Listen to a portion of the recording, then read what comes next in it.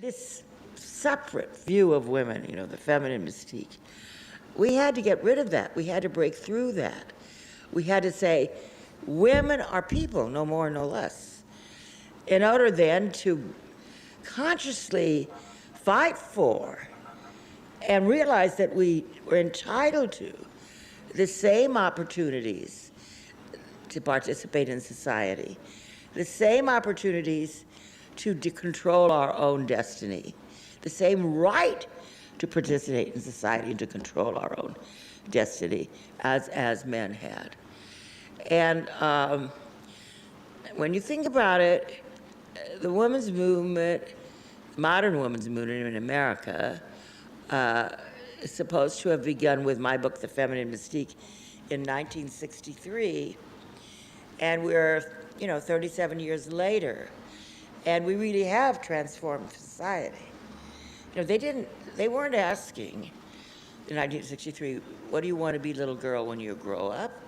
You're a pretty little girl, you'll be a mommy like mommy. They didn't ask women, what do you do? And women, on the census, well, you were supposed to say a housewife, and so just a housewife was kind of a label that most women had those days, because even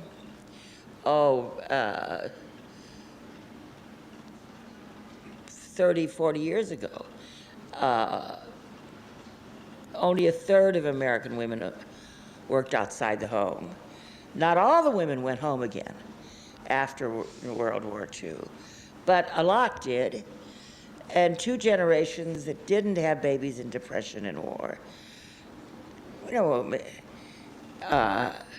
made up for it by having babies like mad, the so-called baby boom that some of you may be part of. And that was all right. And having babies is a good thing. I had 3. And there are real values in motherhood. It's not just a mystique. But there came to be in the 1950s this kind of doctrine that tried to make housewife mother a full-time lifelong occupation. And women, words like career women became dirty words. And even though I went to a very good college, Smith College, a big women's college, even in that college, all I learned about the early suffragettes, the feminists, the early feminists, was, like they were neurotic spinsters suffering from penis envy. Because, everybody was into the Freudian interpretation of history. It was a revelation to me when doing research for my book, the Feminine Mystique, well, I was going to give a good rationalization for penis envy. Penis was the symbol of men, not women. And women had every right to envy the opportunities that men had.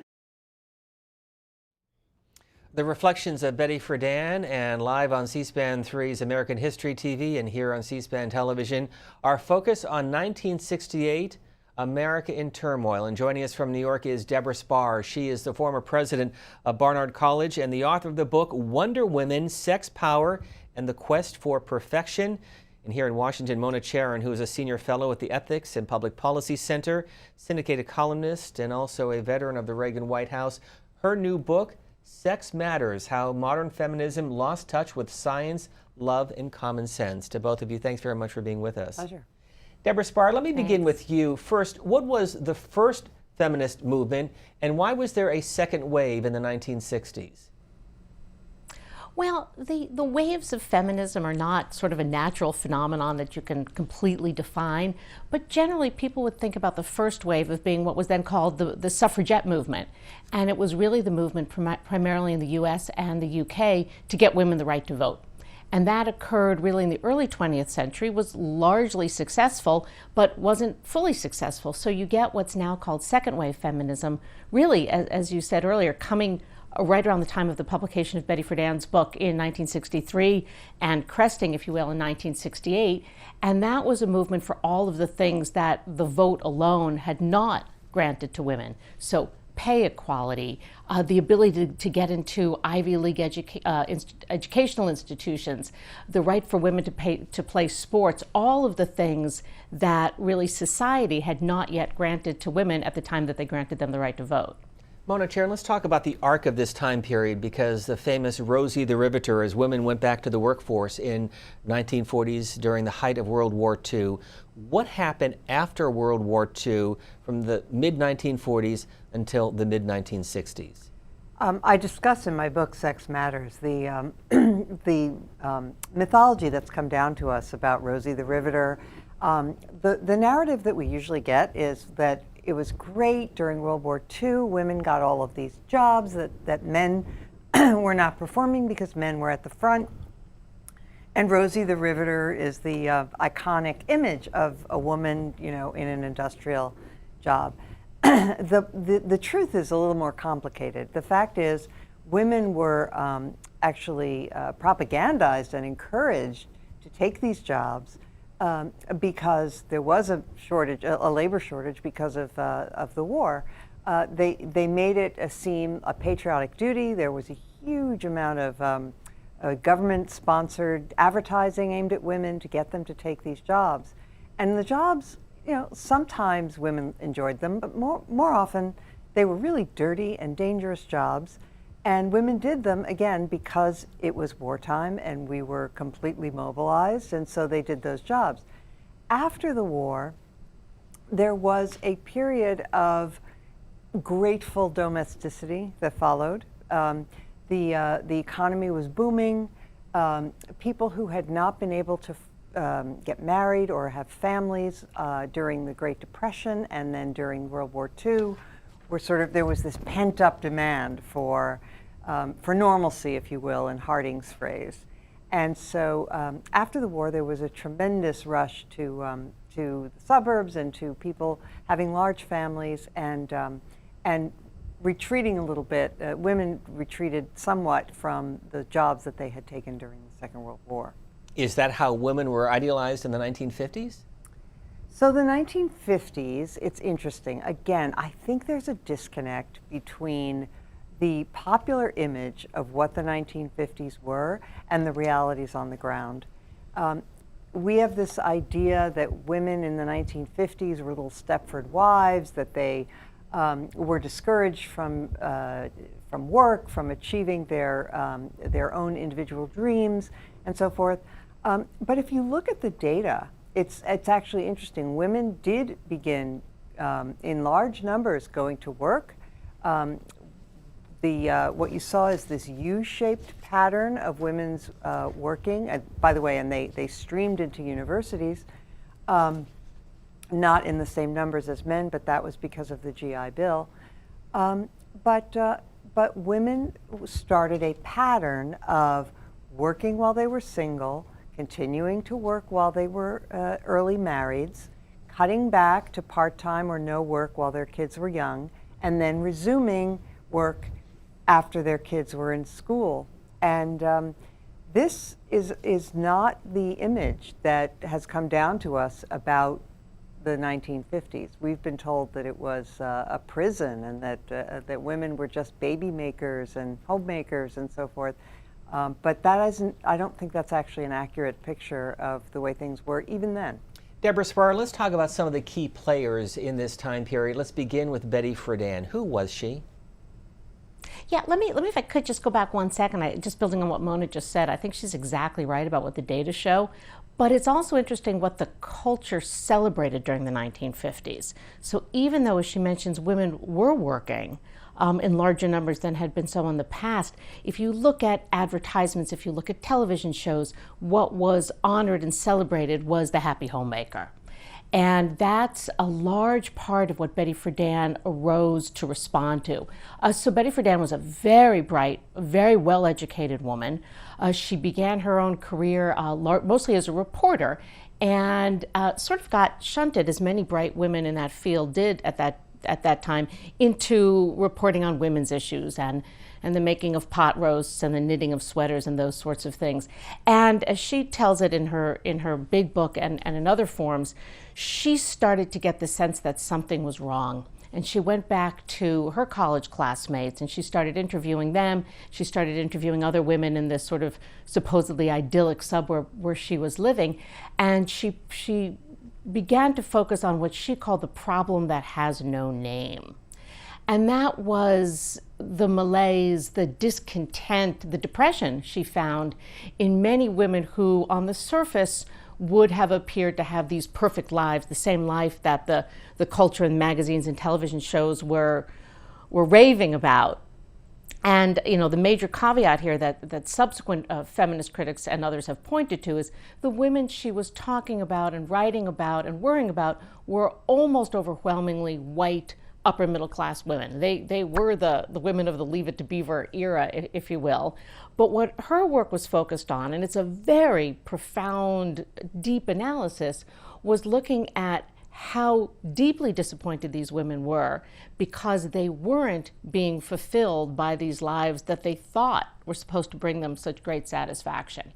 And most people who look at the book really focus on the early chapters where she tells these stories of women crying in the kitchen and drinking with their friends and just being so despondent at the phrase she uses is, is this all there is? Is this all my life is ever going to be? But if you go deeper into the book, it's actually a very long book.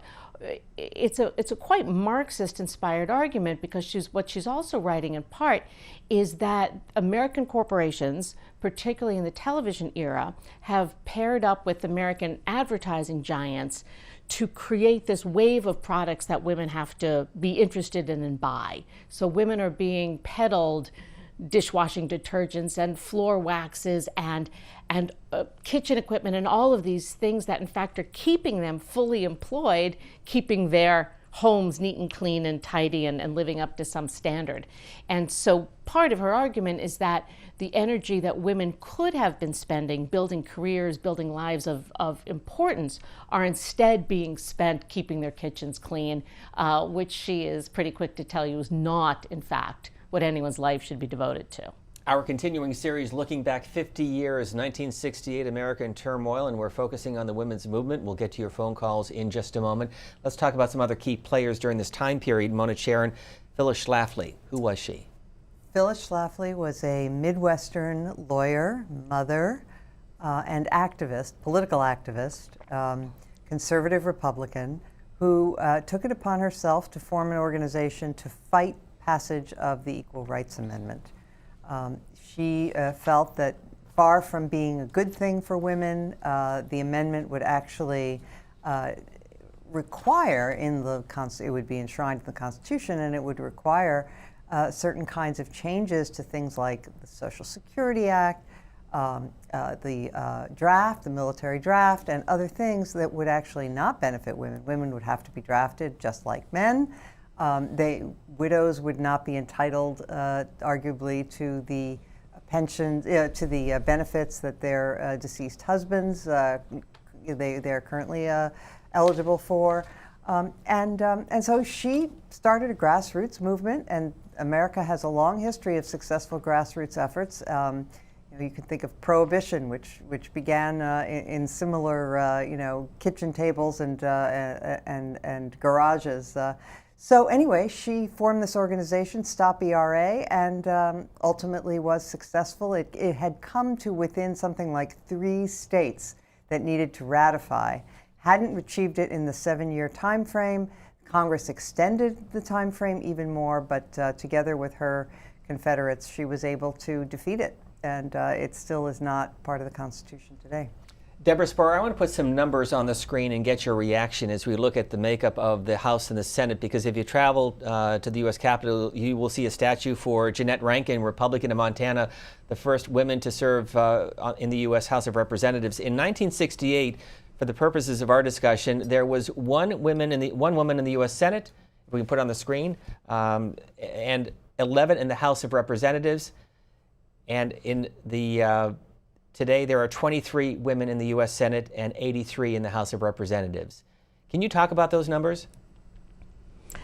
Well, the obvious response, of course, is this is good. We're moving in the right direction.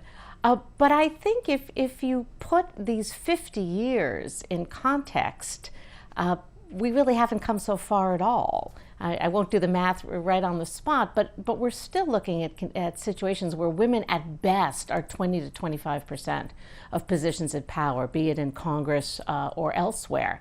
And if you go back to the excitement that surrounded the women's movement in 1968, I think there was a deep-seated assumption that 50 years hence, women would be something close to 50% of positions of power. And as I argue in my book, what we see across the United States and across most of the developed world is that women seem to max out at between 16 and 18% of power positions. It's a little bit better in Congress right now, but really just a very small bit. So you can see this as the glass half full. We have come a long way in 50 years, but as someone, myself, I grew up really just after second wave feminism. I think women of my generation presumed that by the time we hit the mature parts of our careers, we really would be at something much closer to 50%. Mona Charen. Yeah, I'm just a tiny bit skeptical of the justice by counting metric. Of course, I think if women want to be in positions of leadership and have the skills, they absolutely should be. I think there's actually a lot of evidence that the American voter is perfectly happy to vote for women at every level of government now. I mean, admittedly, it didn't used to be that way, but it is, I think, today. I think there may be other reasons that women are not that they don't share these positions 50-50. I've seen a lot of data that women are just turned off by the excessive partisanship, that they dislike the sort of combat that's involved in politics. So there may be other reasons that women just don't choose to put themselves forward quite as much as men do. Mona Charen here in Washington, Debora Spar joining us from New York, and Stephen is on the phone from Lincoln University, Pennsylvania. Go ahead, please. Hi, can you hear me well? We sure can. All right, perfect. I'd just like to comment on the difference between first wave and second wave feminism. The way I see it, the main problem is in first wave feminism, you had a problem where they couldn't vote, things like that. I agree with the government solution to that. My problem is second wave feminism seems to say, I don't like what women are doing based on what the culture doesn't like women are doing, not necessarily what the government is doing to women or restricting them, but then they want a government solution to that problem through legislation, equal pay for equal work, things I don't believe really work or should be done.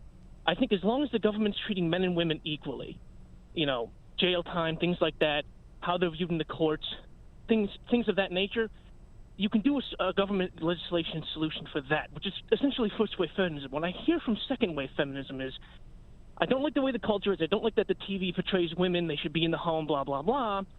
So let's have a government solution. Let's use the government to enforce what I think women should be at age 20, 30, 40, because I don't like what they are. So I just don't agree with that type of usage of government. I think as long as the government's treating everyone equally, that's what the government needs to do and not change culture per se. Stephen, thanks for the call. Let's turn to Debora Spar, the former president of Barnard College and the author of Wonder Woman, Sex, Power, and the Quest for Perfection. Go ahead. I think there's so many pieces of second wave feminism that I think it's unfair to say that it was all about governmental solutions. If I just look at my sector of the world in higher education, in 1963 and in 1968, most of the most elite educational institutions in this country were closed to women. Virtually none of the educational institutions had sports programs for women.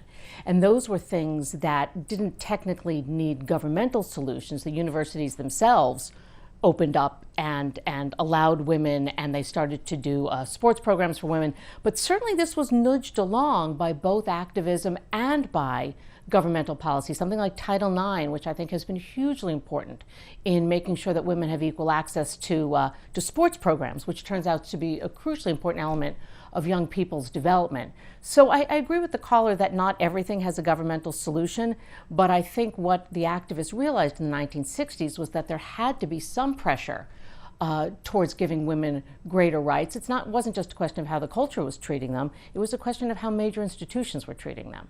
Our next caller is from Charlotte, North Carolina. Teresa, go ahead, please. Hi, I just wanted to mention that I was 18 in 1972, and I got married, and by 1980, I still did not have financial autonomy. I could not do anything without my husband. Mona Charen. Yeah, and that.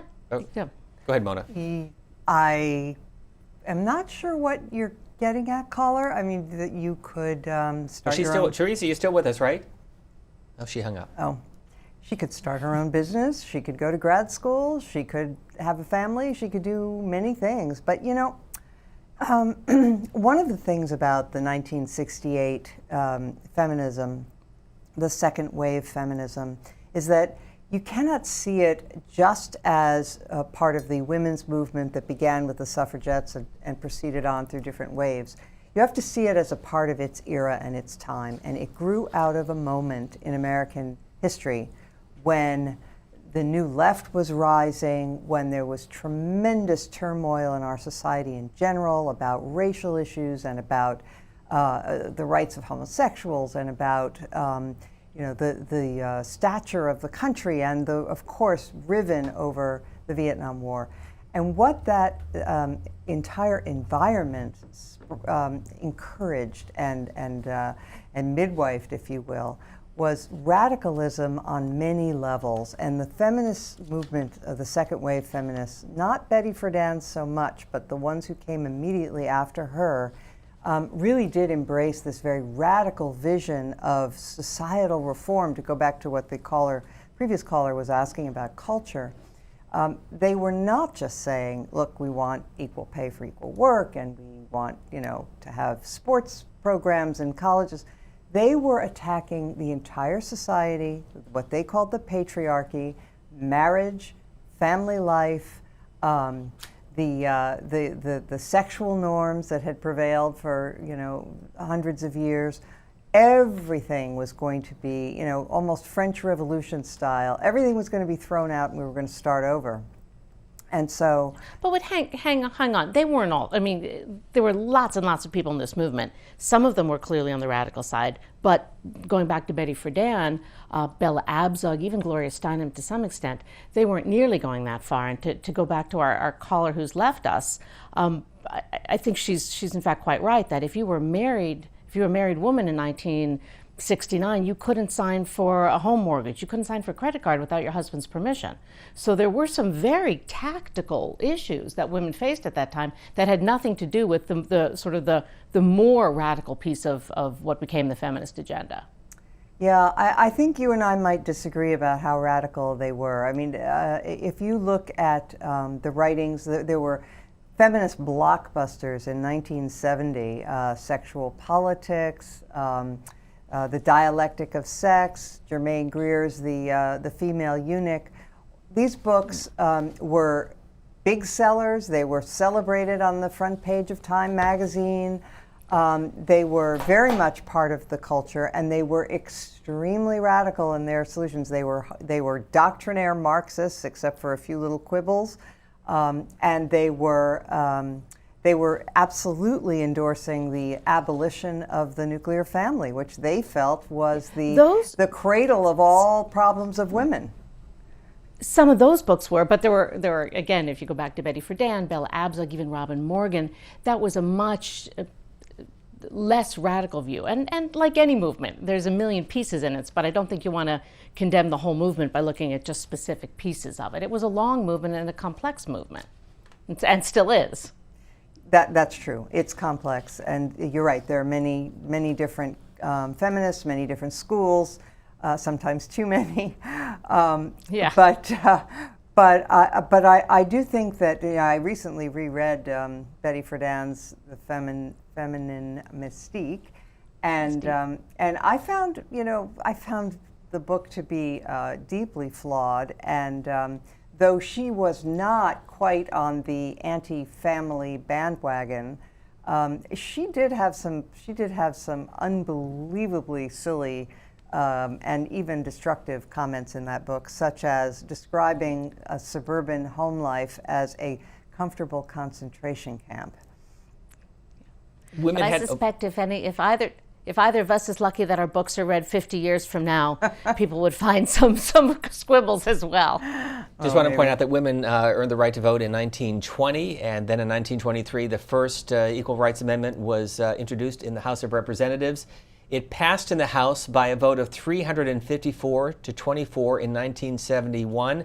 It passed in the U.S. Senate by a final vote of 84 to 8. And then between 1972 through 1979, it was ratified by 35 states. As Mona Charen pointed out, 3 states short of the necessary 38. And the ratification deadline expired in June of 1982. Let's go to Colleen joining us from Lake Walls, Florida. Hi, this is a wonderful topic. I'm so glad that we're discussing it because girls today just don't comprehend.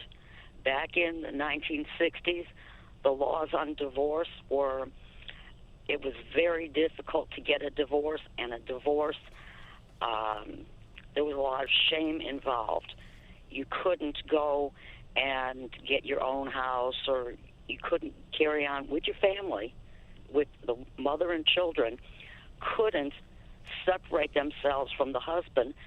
Alimony and child support were so low that you really couldn't maintain your family. The law had a lot to do with it, and people, the society, agreed with all that. Colleen, thanks for the call. Mona Charen, we'll begin with you.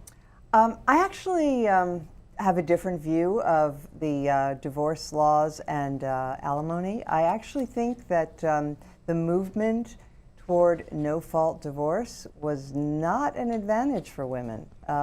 What happened is that both no-fault divorce and treating mothers and fathers as absolutely equivalent when it came to child custody decisions meant, as David Frum pointed out in his book, How We Got Here, that it gave men, that is, husbands who were divorcing, more power within the relationship. They could threaten to contest for custody of the children and sort of force their wives to accept less in alimony thereby. And sure enough, that is what happened. Alimony went down after the introduction of no-fault divorce. So it was definitely a mixed picture, and so many of the couples that have divorced, and we have data on this, about 2/3 of annual divorces are from couples who have, when the divorce is initiated, no open conflict, no serious conflict. Once the divorce process gets going, it sometimes reaches that level, but divorce has been a big problem for women, and although obviously, you know, the plus side is that it has allowed women to escape unhappy marriages more easily, but it has also made it easier for everybody to get out of a marriage contract. Somebody once said it's easier to escape a marriage contract than it is a car loan, and not so sure that's great for society. Debora Spar, agree or disagree? A little of both. You know, I think divorce is always complicated, and trying to separate the data issues from the personal issues will always be murky.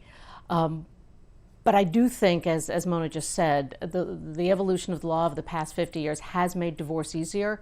That's probably led to some bad consequences, but I think in general it's led to good consequences, so that women do have the power, the legal power, to get out of bad marriages and to get out of them in ways that don't destroy themselves or their children financially. Debora Spar is the author of this book, Wonder Women, Sex, Power, and the Quest for Perfection. And Mona Charen's new book, Sex Matters, How Modern Feminism Lost Touch with Science, Love, and Common Sense. And Debora Spar, available for pre-order on Amazon.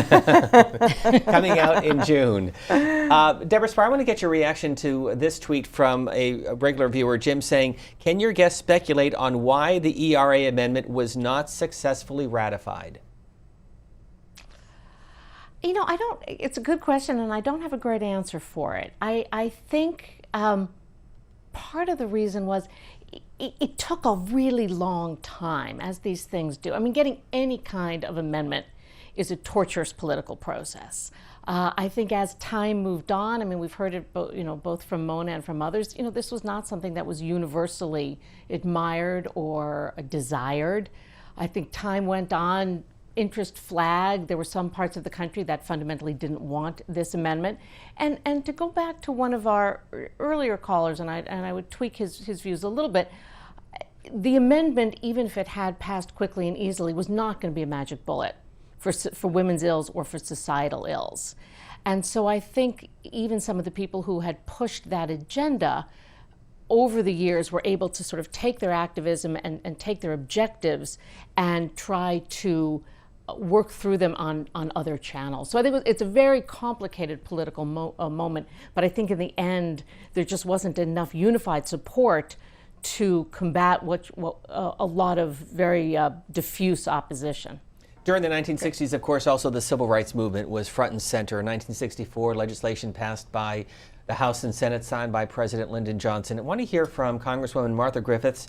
She is a Democrat from Michigan. In 1970, she reflected on the Civil Rights Act and women as part of the language in that legislation. There are those in the women's movement who would correspond very much to the NAACP and the civil rights movement. That is, who are proposing legal action as one way of bringing women into full participation in society. And I think that there are also women in the women's liberation movement who would be very much in agreement with the critique proposed by leaders of the black liberation movement, so that there are very, very many parallels. Well, what about civil rights? Are there civil rights that women do not enjoy? Well, I think that there certainly are. I think that maybe I should turn it back to Martha Griffiths, but I would like to add one footnote to what she said about the 1964 Civil Rights Act, because the or sex provision was added really as a joke.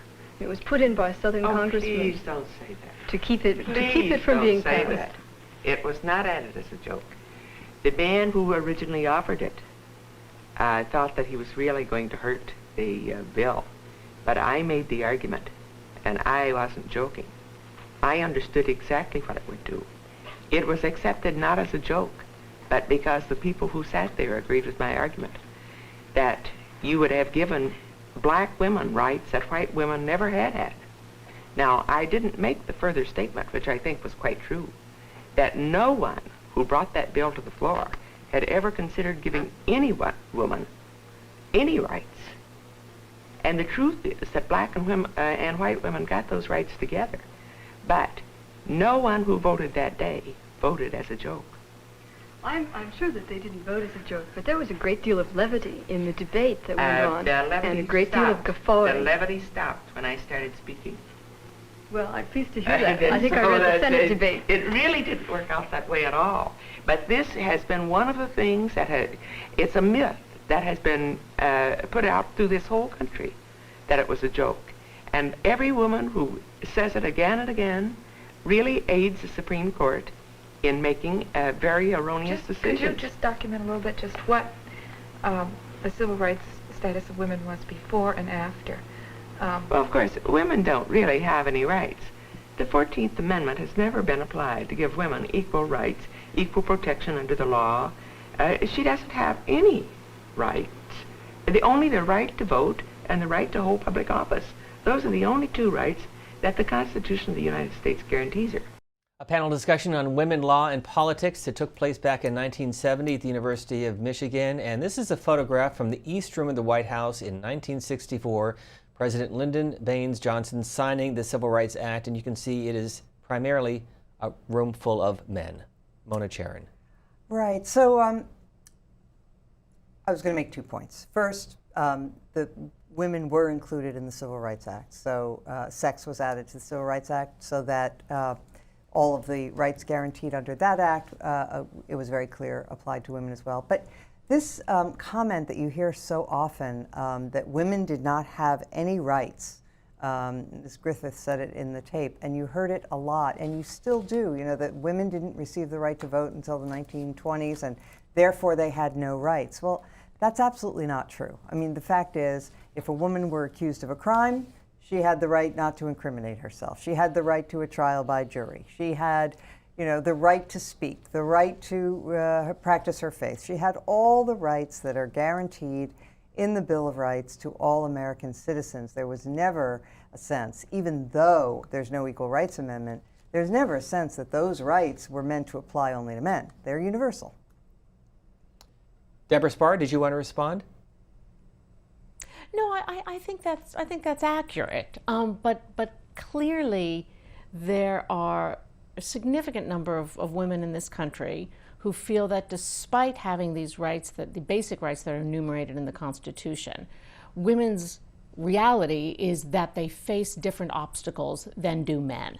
Those obstacles have changed since the 1960s, but they're still there. I think the political question remains, what's the best way to fix that reality for women? Is it through law? And if it is through law, to what extent must it rely on a constitutional amendment? And I think that's where you can have a lot of debate. But clearly, women face obstacles, as did and do people of color in this country, that are quite different from those that face white men. And we talked earlier about conservative activist Phyllis Schlafly, and in a 2003 interview here on C-SPAN, she discussed her opposition to the Equal Rights Amendment in the 1960s. For many years, I debated the Equal Rights Amendment on many of the campuses, and of course, we won that battle. And young women in college today weren't even born, or when that was a fight, so they don't understand it, and it needs to be re-explained. But if you look at the feminists whom I debated 20 years ago, they don't have the wonderful things that I have, which are 14 grandchildren, and that's a whole new life. And I think the young women should look ahead and see, what is life going to be like for you 20 years into the future. They need to examine that and find out what they really want, because the feminist movement told young women that they wanted or should have liberation, and that it was much more exciting to be a corporation vice president than it was to be just a plain old mother raising her children. And it doesn't always work out that way. Did you ever think that you would be more than just a mother raising her children? Well, I'm a very hardworking person, and I always had lots of hobbies. Politics became my hobby. That interview is available on our website at cspan.org. Our focus, 1968, 50 years later, and that was a year America in turmoil. We're talking about the women's movement during this time period. Josephine is next from Livingston, New Jersey. Thank you for waiting. Go ahead, please. Good morning. I want to use New Jersey as an example. I worked for the state of New Jersey for 42 years. Not once did you ever see a woman in a position of authority, and I'm talking like cabinet posts as an example. Right now, for the first time that I can remember, our cabinet right now in New Jersey is predominantly female. How refreshing. 11 women have been appointed. How refreshing. That didn't happen under a Republican. I have to say, it didn't happen under Republican. And not only that, we're finally going to get the bill passed for equal pay. Again, how refreshing. Do we have to have the laws? Yeah, we do. Anybody denies that, Mona? You have to wake up. Laws give us more rights. Unfortunately, we can't do it alone. And the more important thing for women out there, they've got to vote. If you don't vote, you do not get your rights. To complain about it, sitting on your tuchus, doesn't work. You've got to vote. Thank you very much. Well, first of all, it's nice to hear from a caller from my old hometown, Livingston, New Jersey. And I would just point out that equal pay has been the law of the land since 1963. So I don't know what New Jersey is planning and to elaborate on that fact, but that's been true for a long time. Next is Helen joining us from... Oh, go ahead, Debora Spar. No, I would just jump in and echo her comment. And women have to vote, and particularly young women have to vote. I think what I've seen among young women in the past few years is a real wake-up call, because all of these rights and privileges that they thought they could take for granted have been called into question in the past few years. And I think it's very good that they are understanding how important it is for them not just to tweet, but to vote as well. Helen is waiting from Fullerton, California, Republican line. Good morning. Yes, equally refreshing is a devout Republican from California. You know, I was 14 in 1968. My mother read Betty Friedan's book in the early 1960s when it first came out. She went to the local drugstore and saw it on the paper book rack and picked it up and transformed my expectations with her newfound philosophy. How so, Helen? Because I also, when I was 14, the book was still around, and I read it, and it opened up a world also to me that maybe I could do more than just graduate from high school, get married, and have kids, and be totally dependent on my husband's benevolence towards me, and live happily ever after.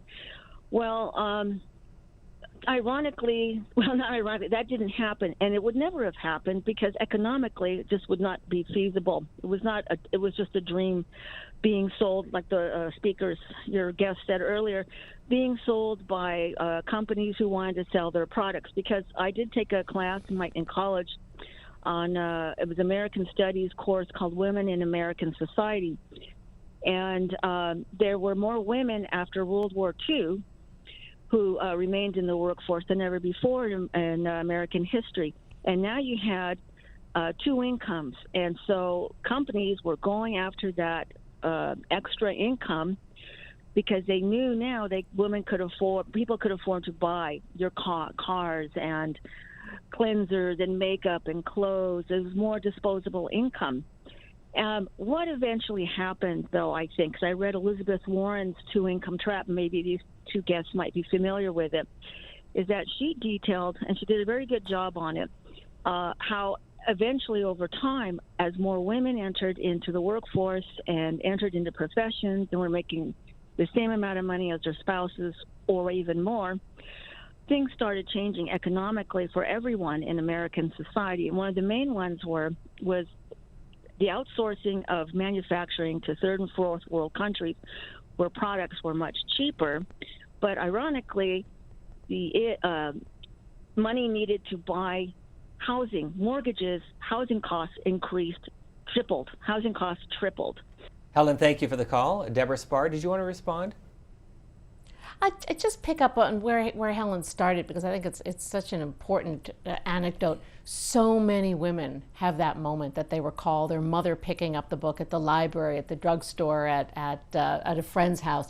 It was a transformative book.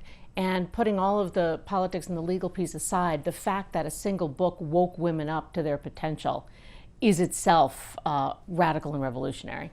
During this time period, a few years after 1968 and 1971, the U.S. Army put together this film at the time, advising how women serving in the military should look and dress. The full program, by the way, will be airing after this program. Here's an excerpt. Well, ladies, you've come a long way, no question about it. You have more to say these days about your education, your appearance, your occupation, and your role in life than any young women have ever had in history. Yes, you have a voice in your own destiny. You have it in civilian life as well as in the military. The best part, this blind date that... That's right. There's a lot you can say and do about who you are, where you're going, and how you look, especially in the military. Sure, Susan Mayfield looks good, but she never won any beautiful baby contest. She had to work for it. It takes more than luck to appear bright, well-groomed, and smart-looking.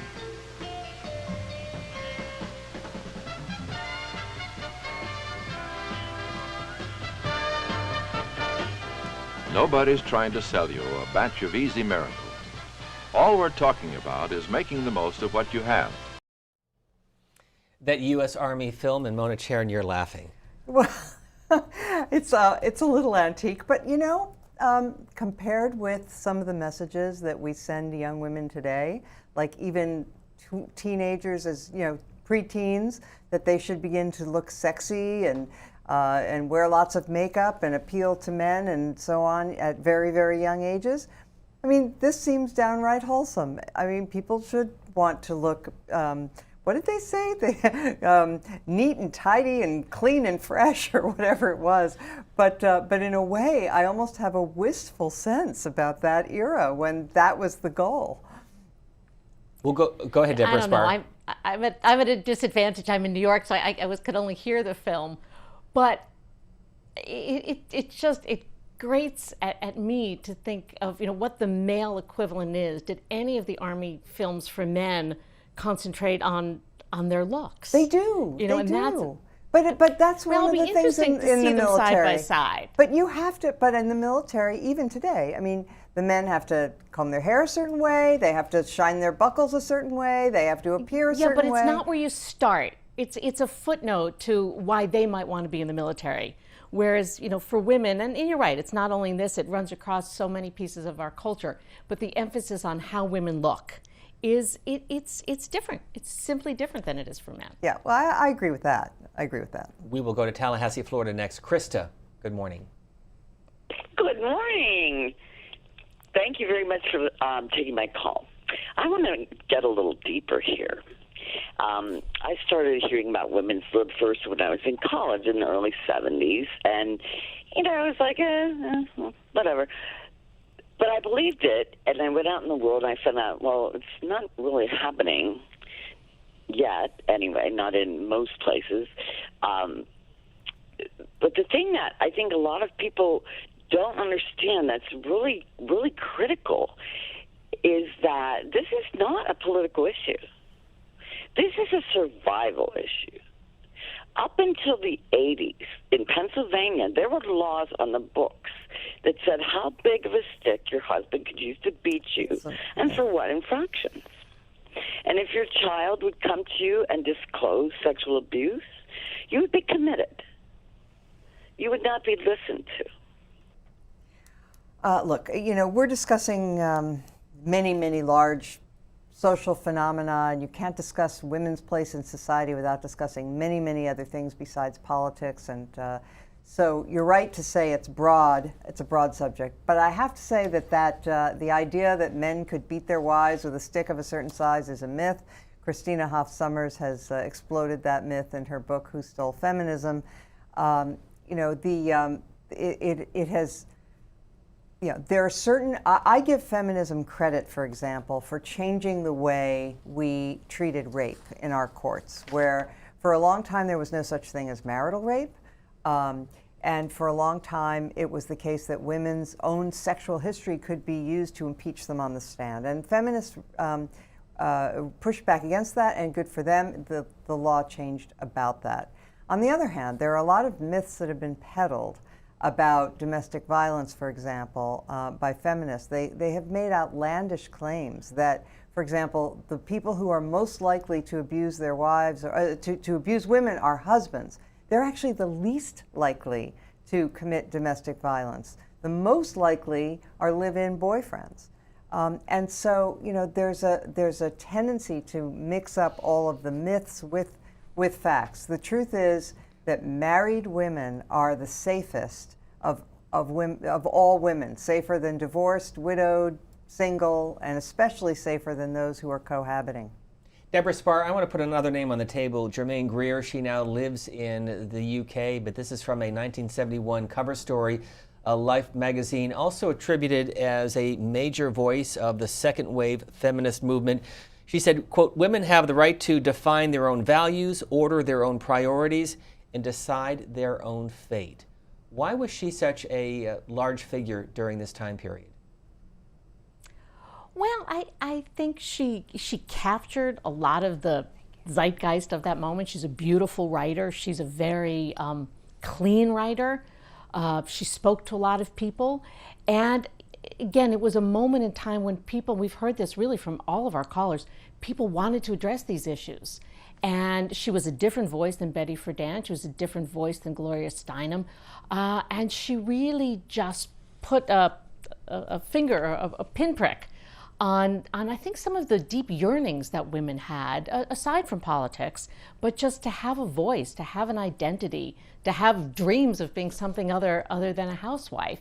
And she's a beautiful writer. And I think, again, she got a voice out there that lots of people responded to. Debora Spar is the former president of Barnard College. Joining us from New York and here in Washington, Mona Charen, syndicated columnist, a senior fellow at the Ethics and Public Policy Center. Leo from the Bronx in New York, Democrats line, good morning.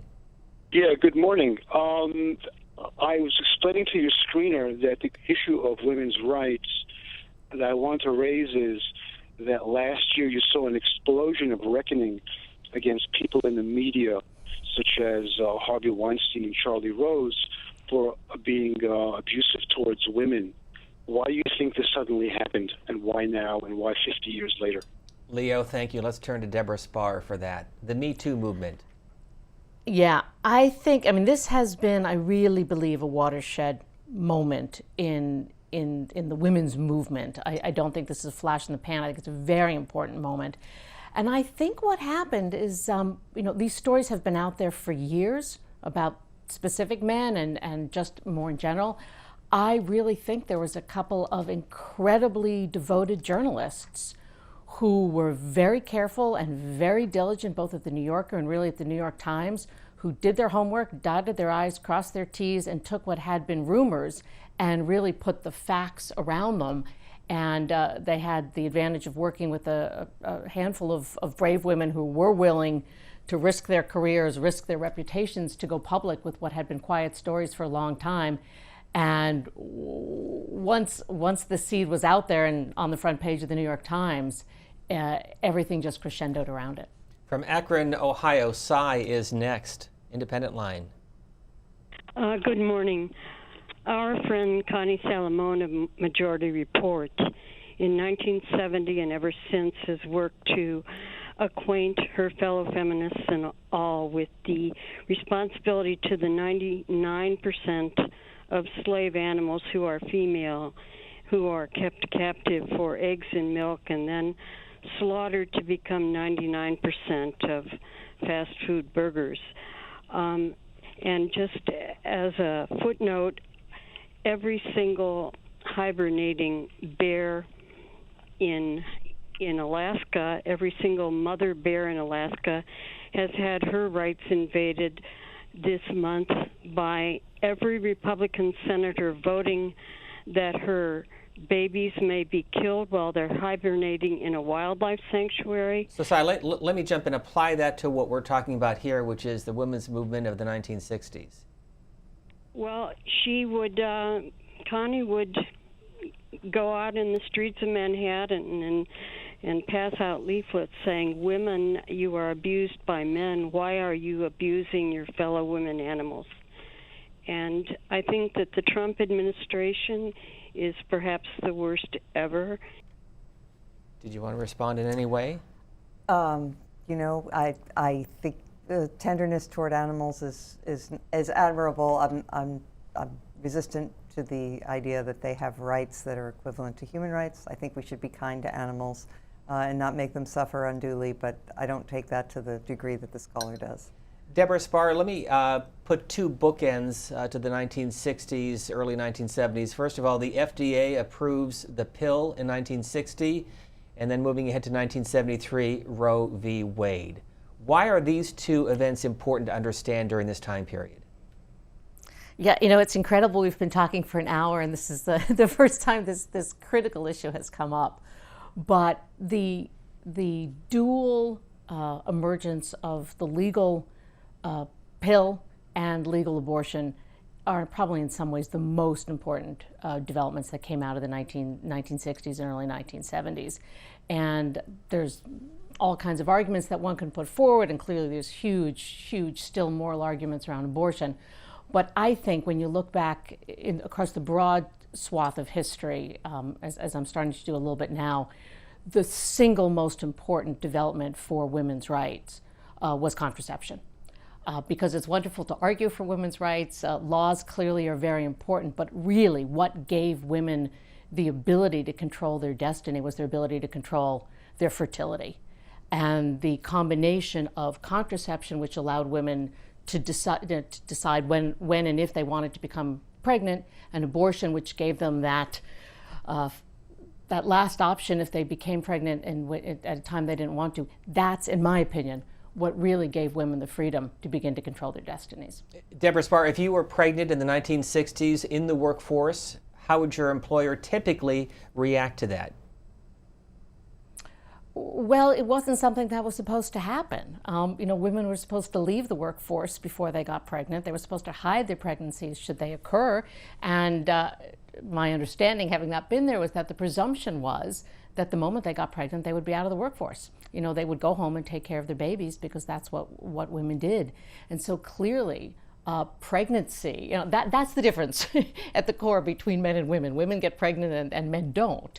And that really is what has kept women in a secondary status for so long. And so being able to have pretty good degree of control over their pregnancies is, in my mind, really was the single greatest liberating force for women. Mona Charen. Okay, so here we get to the heart of a really important dispute about women, men, life. I mean, I believe that the feminist movement made a horrible, horrible wrong turn when it embraced abortion as the feminist issue because it alienated millions of American women and men who regard abortion as an abomination. The second part is the tendency to say, the second point before I get to the last one, the pill and the other assorted contraception that became widely available in the 1960s could have been taken by women as just a way to decide how many children they want and how to space them out and all of that. It did not necessarily mean that women had to sign on to the sexual revolution. Unfortunately, the two were linked and people encouraged both. And I think that also has not served the interests of women well, nor families, which are critical to everyone's well-being, men and women. Finally, the topic that Deborah just mentioned, women get pregnant, men don't, and this is phrased as a matter of what it does to women in the workplace. Women being pregnant and being mothers and giving birth and nursing and caring for their babies is like the best part of life. And unfortunately, the feminist movement has tended to diminish and devalue it, to see it as an obstacle on the path to the corner office. And I think that has things quite upside down. I think the most important things in our lives involve our families and our personal relationships. And yes, in our incredibly abundant and wealthy country, you can have it all, you can do it all, but we shouldn't be portraying caring for children and family life as just kind of something that is an impediment to women in the workplace. The book by Mona Charen, Sex Matters, How Modern Feminism Lost Touch with Science, Love, and Common Sense. And did we mention it comes out in June? And also Debora Spar, who's the author of the book Wonder Women, Sex, Power, and the Quest for Perfection. Scott is joining us, Thomasville, Georgia. Go ahead, please. Good morning. I got to say, this is one of the most entertaining programs I've seen on C-SPAN. I like all the input. I can't decide which comment I like the most. I did want to say that obviously, and sometimes we forget the obvious, anytime one group gains in power, another group loses power. Power isn't in a vacuum. It comes from somewhere. So, and with the idea that power ebbs and flows among countries, peoples, all that, I can tell you that a 55-year-old white man like me has less power than he did in 1965, and that's fine. So I have more obstacles than my counterpart did in 1965. I just have to deal with that. Anytime you put government involved where you say, okay, he shouldn't have that many obstacles, we need to take care of some of those obstacles, unintended consequences happen. Title IX in the 70s, I assume that's when Title IX was put into place. The idea was, hey, we need to have females be able to participate in sports, just like the counterparts. Back then in 1970, college sports was not a $9 billion business. So now that money that has been generated by predominantly minority black athletes are generating that money. That money is being taken from them, given to the universities, and distributed for female sports. And if they had known in 1970 that it was going to be a $9 billion business, I don't think they would have done that. Had you not had Title IX, somebody might have said, okay, all these people that are entertaining us every single Saturday and only getting paid by an education that they never graduate, never get, and also maybe one day you'll get paid in the NFL. That sounds like modern day sharecropping. If they'd have just left it alone, that may have worked out. Now money's being distributed. They have to have the money. They're not going to get rid of the female sports. Scott, thanks for the call. Debora Spar, we'll get a response from you on this. Yeah, no, I would agree critically with two or three of the pieces you just said. First of all, everything has unintended consequences, and that's part of what we all have to deal with. I don't know how much the women's sports plays into some of the excesses of what we're seeing at college sports, but I agree with you, they're excesses and they're deeply problematic. But I just want to conclude by going back to something you said at the beginning, which I think is really interesting and that we don't talk about enough, and that is what the impact of the women's movement has been on men. Because it has been dramatic, and I think you're right. When one group gets more power, other groups, almost by definition, lose out or find their options constrained in new ways. And I think it's intriguing that we've now had at least 50 years of philosophizing around feminism. And as Mona and I were saying earlier, there's a million different streams of feminism and strands of feminism, but at least people are talking about it and developing theories and developing policies. We haven't talked enough about men over the past 50 years. We have not come up with new models of what it means to be a male and what it means to be a successful father and a successful husband. And linking back to something Mona said earlier, I completely agree that having children is a wonderful thing and being a parent is a wonderful thing. But if women are going to be in the workforce and be parents, we have to change our ideas of what it means to be a man and be a parent. And we have not done nearly enough work on really thinking about the implications of feminism for men. Let's go to Desmond joining us from Fort Wayne, Indiana. You're next. Thank you so much. It's such a fascinating panel today, and I thank both of the ladies that are here, and I have 3 daughters myself. I couldn't convince them to come into the living room and watch this, so I guess I have to comment on my own. Tell them it's going to be on our website and re-airing on C-SPAN 3's American History TV, so plenty of chances to watch it again. So thank you, Desmond. You so much. To expand on what Debora was saying, she's right. But what I felt, I come from 5 generations of divorce, and what I'm not hearing from Mona, especially, or Debora, is that the fact of the matter is the future, the children, is what is most important. And regardless of our political picadillos, we can all agree that husband, wife, or whatever, a family with 2 heads of the household raising the children together is the foundation toward socioeconomic advancement. And I haven't heard that the entire segment. And that's one of the things that I told myself before I got married. And my wife and I both work full-time jobs. We respect each other. She's probably better in some things than I am in others when it comes to the household. But it's the bedrock that we are going to stick together regardless because of our children. And I'm not hearing that from the panel. I'll jump off just to hear your thoughts. Desmond, before we let you go, 3 girls, any boys? No boys, and I have 6 brothers, so pity my mother. Thank you for the call and weighing in. Mona Charen. Oh, well, thank you for that question. You may not have heard me say it on this segment, but I have a lot in my book about the critical importance of family. That is, I think, one of the great crises that we are facing as a society, is that through both divorce and unmarried childbearing, families are disintegrating, and it does take 2 parents to raise happy, healthy people and good citizens. Not only is it important for our society, but it's important for our happiness.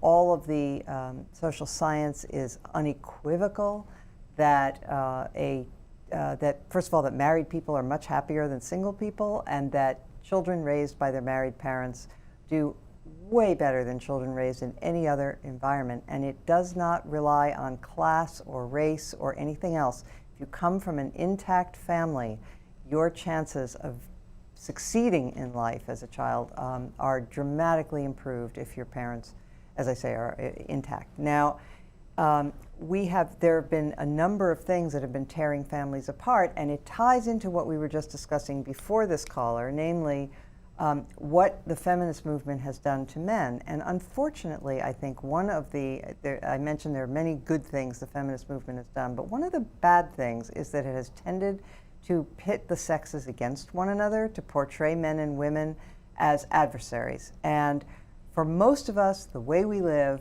our spouses are the dearest people in our lives, the most important people. And to overlook that is a huge mistake. I cannot thrive if my husband, my sons are not doing well. And so to depict our thriving and our success as being based on our gender rather than on our family structure and on our family relationships is a great mistake, and it has led, I think, to a lot of unnecessary suffering.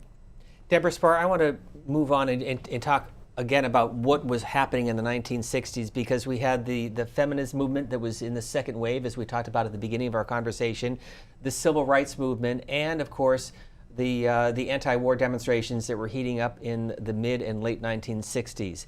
How did all of that come together in 1968? Well, you know, it came together, as most people will recall or have read about, in sort of a giant conflagration. That it was one of these moments in time when an awful lot was happening. Strange bedfellows were created in every sense of the word. Movements got smushed together, largely on college campuses, though not entirely. And it was kind of an across-the-board activism. And you're seeing a little bit of those same strains, I think, emerging today. What happened, I think, for the women's movement per se, is that it got a little bit lost in this shuffle. That women were part of, clearly, the civil rights movement and part of the anti-war movement, but particularly in the anti-war movement, it wound up being a movement that was really led by men. And the stories that the women who were involved tell is that they were forced into very subservient positions within the anti-war movement. Now, you can, history will say that movement won. The war ended, whether or not in response to the movement. But I think the women who got involved in that came away from it, having felt that their voices weren't heard in that movement the way they might have hoped. And I think there was some reckoning and soul searching that went on after that point. And I don't know that it contributed to the splintering of the feminist movement, but I think it certainly didn't help the feminist movement regain or build any kind of solidarity after that point. 1968, a year in turmoil, and 50 years later, reflecting on the significance of the developments during that time. Lois is joining us from Lewiston, New York. Go ahead, please. Now, I just wanted to say that, first of all, it's misinformation to say that American women in marriages are much safer.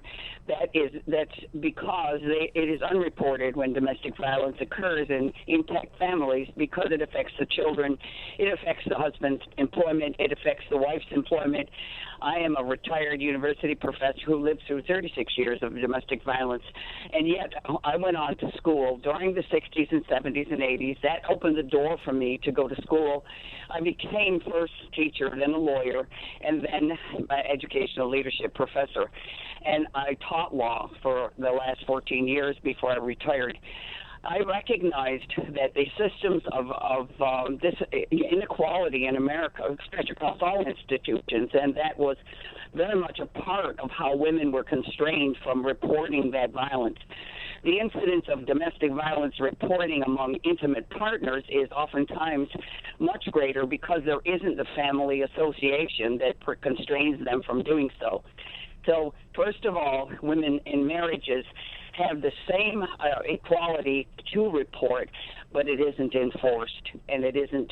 And when it is reported in a marriage, the law enforcement strives to remain neutral as opposed to protecting women. That research is very evident in OVW information, scholarly research, and especially among minorities. So I think, first of all, I wanted to say that. Second of all, if it hadn't been for the women's movements, I would never have understood that I had options to lead a separate life within that marriage. And yes, I had children, 5, and they all went to college, and they're all decent human beings. And that was a very difficult road to hoe. Lois, thanks for adding your voice to the conversation. And Mona Charen, I think she was referring to some of your comments earlier. So it's very difficult. Obviously, that's a really painful question about domestic violence, and it's always a horror.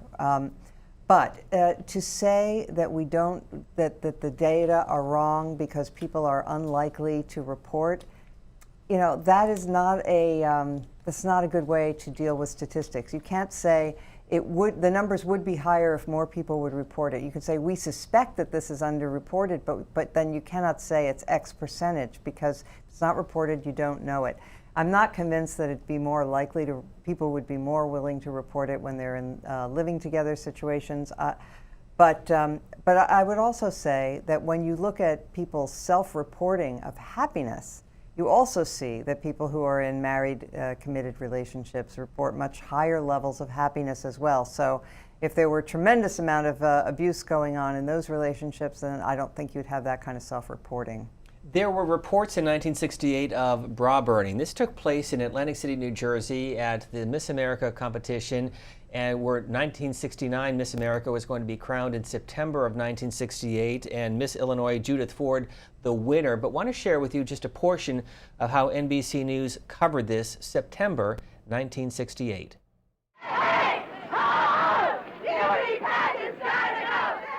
The women's liberation movement organized several groups to protest the Miss America pageant as a symbol of society's exploitation of women as sex objects. It's a popular protest. The groups proliferate. They exist as cells, brigades, associations. There are names as colorful as Red Stockings and Bread and Roses, as explicit as New Feminists, Women for Women, Older Women's Liberation. They are addicted to acronyms: WOLF for Women's Liberation Front, RAP for Women's Radical Action Project.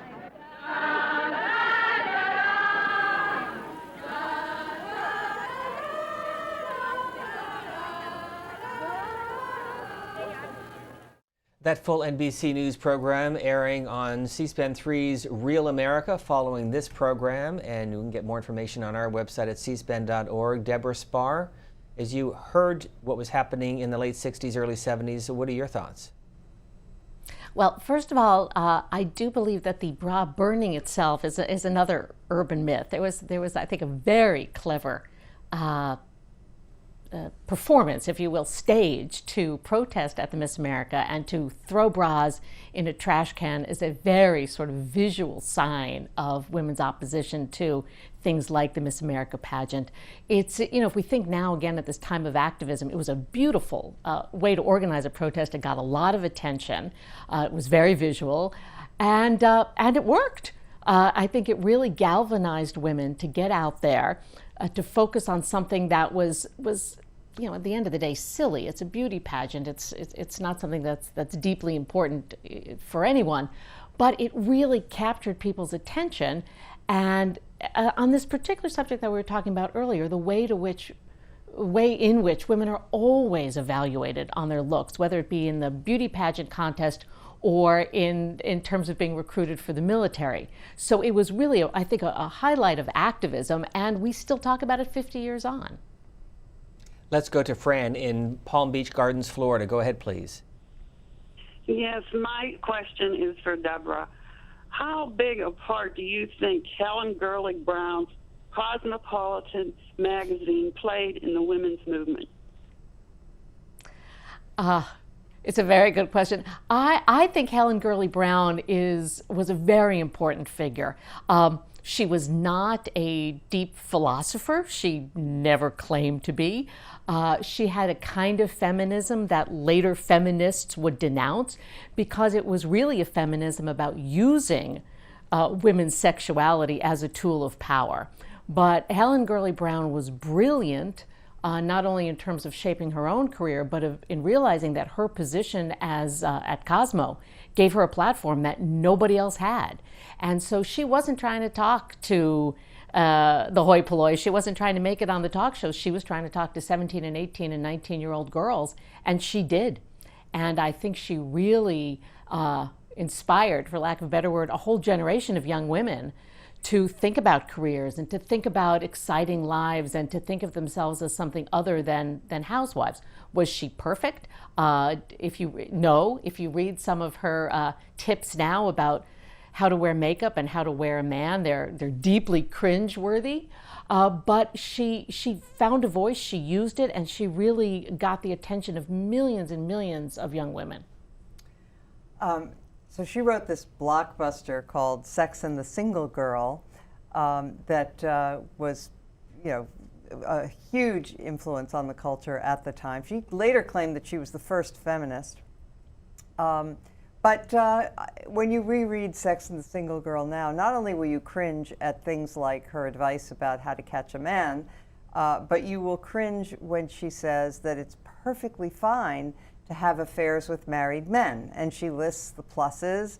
They'll give you presents. And she said, and we're not talking about outright being kept, but just, having the office fling and so forth. So there was an utterly immoral view that she took about sexuality and about women's behavior that did not set a good tone for what was to come.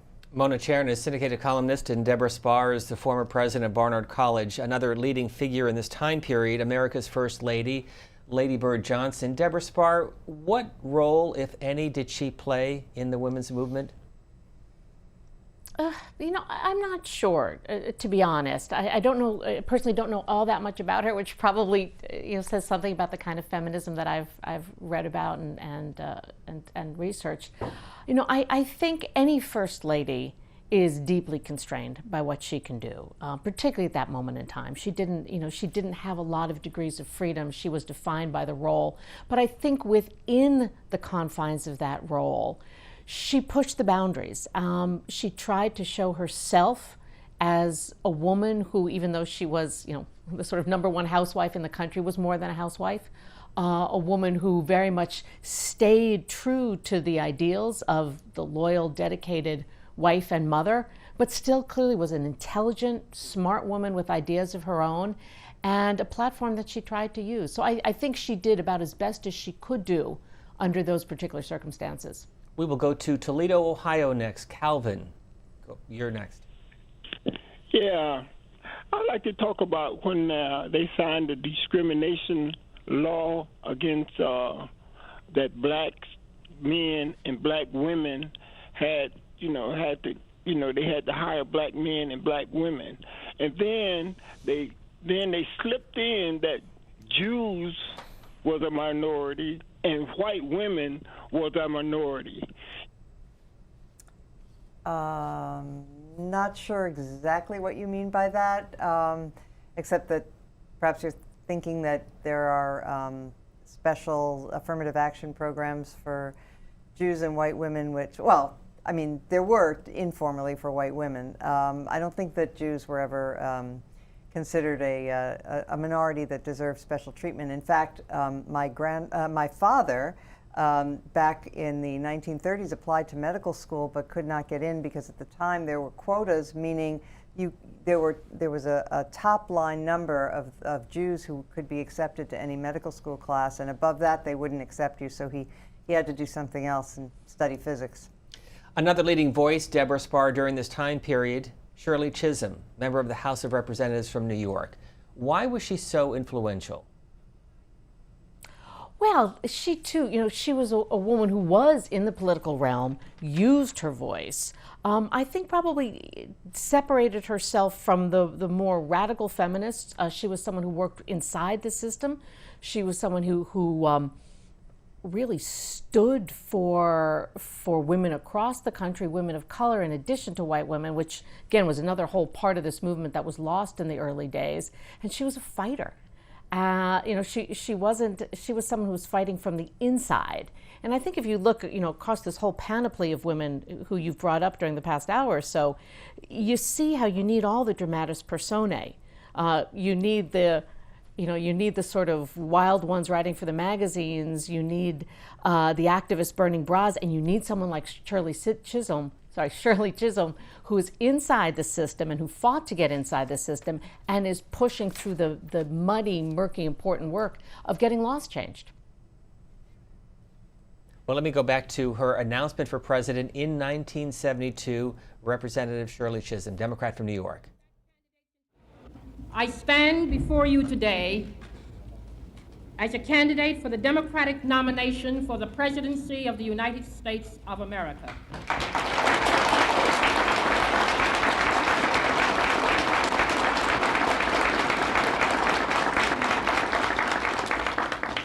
I am not the candidate of Black America, although I am Black and proud.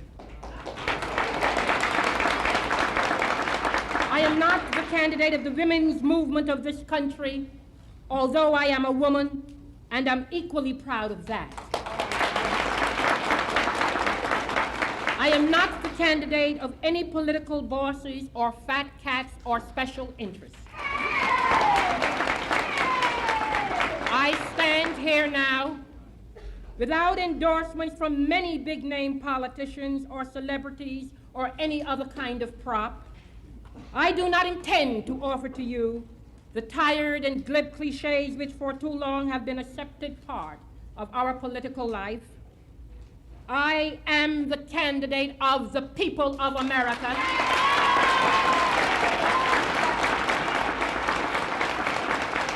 Fellow Americans, we have looked in vain to the Nixon administration for the courage, the spirit, the character, and the words to lift us, to bring out the best in us, to rekindle in each of us our faith in the American dream.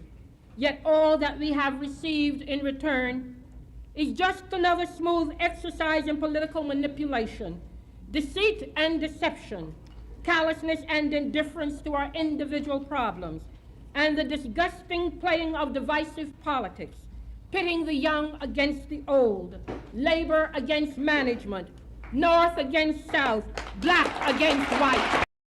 Debora Spar, as you hear that, is it really the intersection of the women's movement and the civil rights movement of this period? I think it's those things and it's more.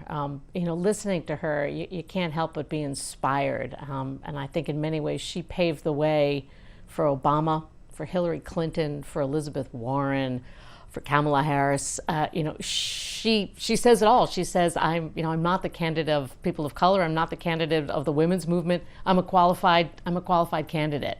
So I think she both encapsulates the civil rights movement and the women's movement, but ultimately she goes for what I think is most important, which is recognizing people of merit and people of intellect, and she's all of those things.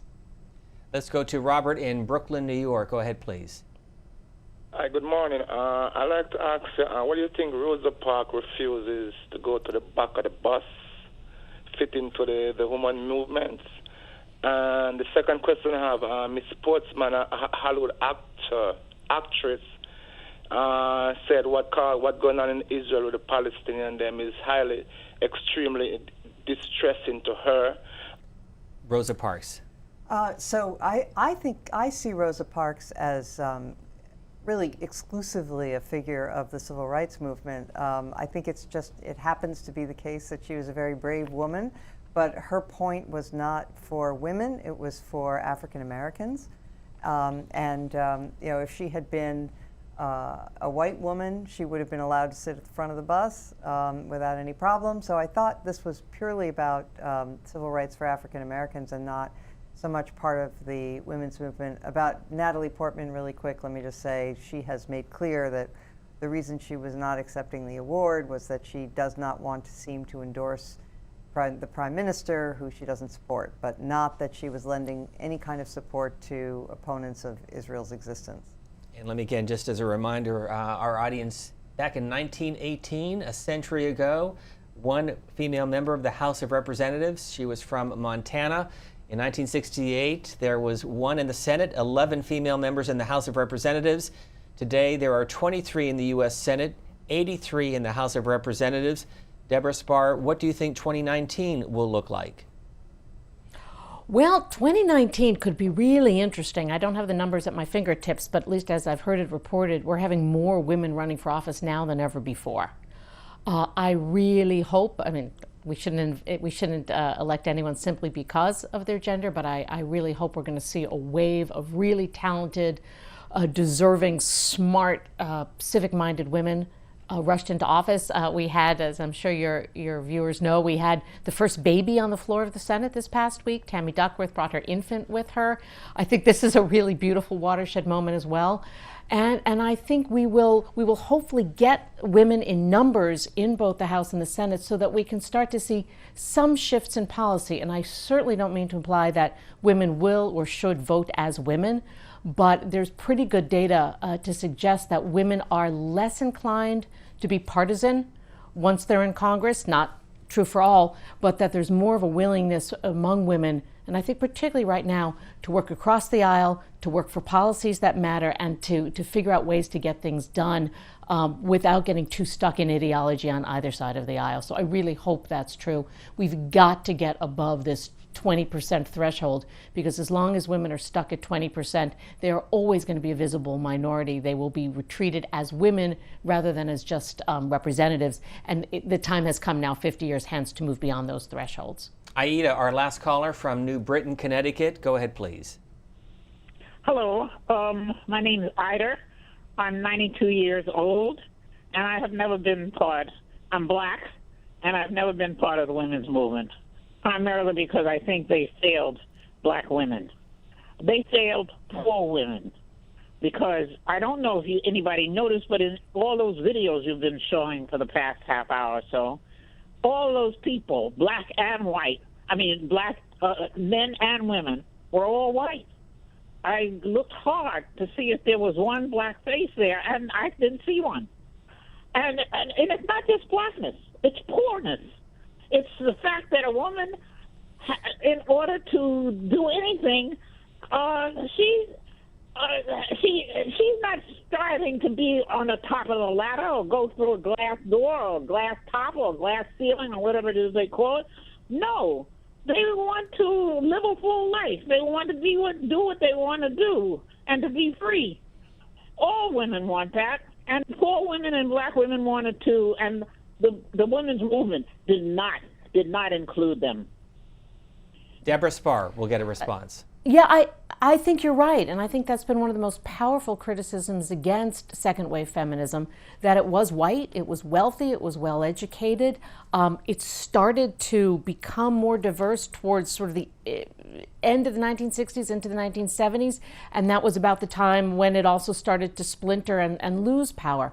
So we are very much now in need, and to some extent are getting a third wave of feminism, which is focused more on socioeconomic issues, issues of color, issues of gender.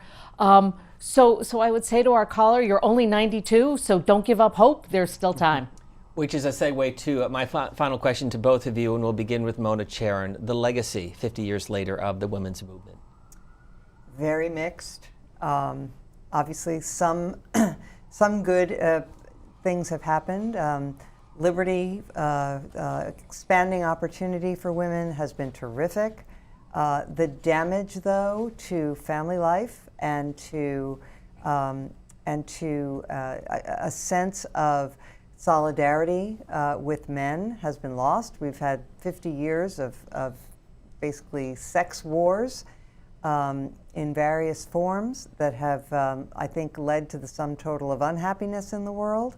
And what I hope for from a new feminism going forward will be an acknowledgement of the real differences between men and women, a recognition that women cannot thrive at the expense of men and vice versa, that we thrive as first and foremost as families, and third, that devoting ourselves to our children is one of the best things that human beings do. And we have to figure out better ways of prioritizing families and children together. Debora Spar, 50 years later, the legacy? Well, I believe Mao was once asked what he thought of the French Revolution, and he said it's too early to tell. So I think we're still similarly in the early days. I mean, if you think, I tend to want to think about things in very broad swaths of history.